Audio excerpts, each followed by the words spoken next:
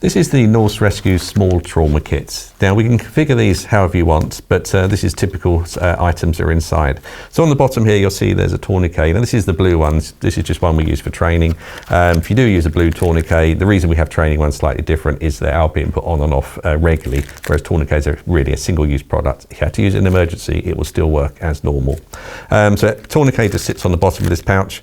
It's got fastening on the front to keep everything inside. You can put it onto belts, so it's quite a simple, easy one to carry around, or something you can just pop into the glove box of your car.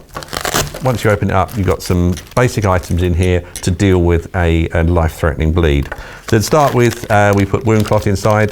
You can have this whichever size. This one here is the 8x20, which is great because you can tear it if you need to. So you've got multiple cuts. You just literally tear it and put it onto the cuts.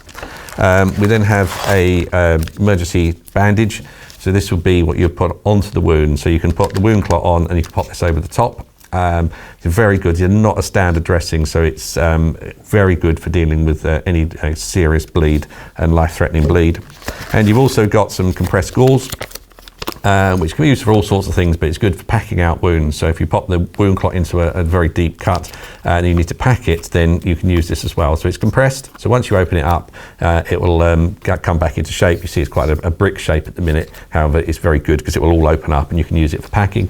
But also, if you need to clean an area up, that's another thing that's very good. And what you can do with the kit, if you're using it in emergency, is literally open it up and pull, and then all the items come out. So if you had this on your waist, the advantage of this kit is you can literally open it up and pull this out, and then the tourniquet you can pull off the bottom. So it's a very good, easy, quick access. Not massive amounts of equipment in it, but if you're carrying something around with you and you just want the key basics to deal with a life-threatening bleed, then this kit's got everything you need.